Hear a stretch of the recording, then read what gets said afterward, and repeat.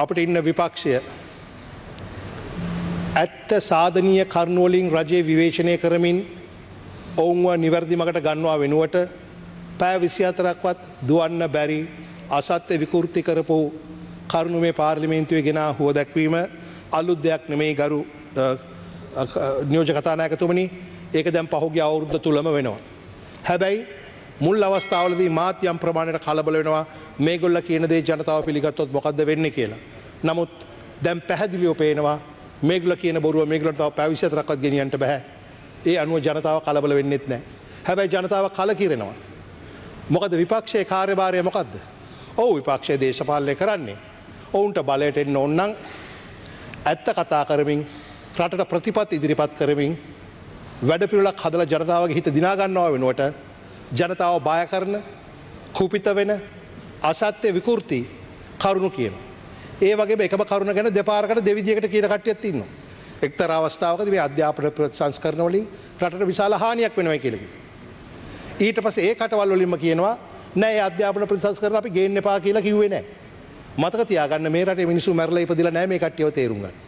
මම මේ කියන්නේ හැම മന്ത്രിවරයම ගැන නෙමෙයි විපක්ෂේ. කීප දෙනෙක් ඉන්නවා සාධනීය කරුණු ඉදිරිපත් කරන. නමුත් සමස්තයක් වශයෙන් විපක්ෂයේ දක්වන කරුණු ද්වේෂ සහගතව සහ විකෘති කරපුවා බොහෝ අදහස් අලියක් ගිලපු දියුල වගේ තත්ත්වයක් තියෙනවා. ඉතින් ඒක නිසා අපි කන් දෙන්නම් නමුත් පිළිගන්නේ වැඩ කරන්නේ මොකද්ද කියන එක අපි කල්පනා කරලා බලා ගන්නට වෙනවා. ඒ වගේම අපේ ආණ්ඩුව බලයට එනකොට උන් කිව්වේ මොකද්ද? මොන්ට ජාත්‍යන්තර සම්බන්ධතා නැහැ.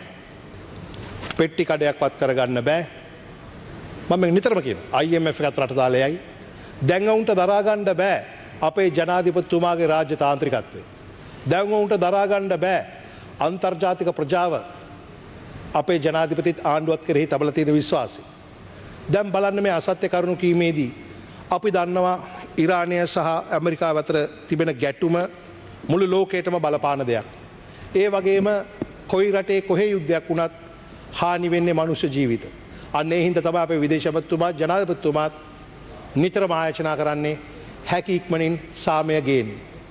අපි කුඩා දූපතක් වුණත් අපි කුඩා රටක් වුණත් අපේ ආත්ම විශ්වාසය මේ ආණ්ඩුවේ අපේ හෘද සාක්ෂිය ඉතා විශාලයි ගරු නියෝජ්‍ය කතානායකතුමනි. අපිට ලෝකේ කිසිම මිනිසෙක් කිසිම හේතුවක් නිසා මැරෙනවට අපි ආස නැහැ. ඒ වගේම අන්තර්ජාතික නීති අනුව අන්තර්ජාතික ප්‍රඥප්තියන් අනුව අපි හැම විටම මධ්‍යස්ථව කටයුතු කරන රටක්. කිසිදු රටකට පක්ෂග්‍රාහීව කිසිදු රටකට අපේ භූමිය අපේ අහස අපේ වතුර තව කෙනෙක්ට හානි කරන්න පාවිච්චි කරන්න දෙන්න අපි සූදානම් නැහැ. අපි මධ්‍යස්ථයි. හැබැයි ඒ වගේම මානුෂීයයි. ඒ මානුෂීය තත්වෙන් තමයි අපි මේක කරන්නේ.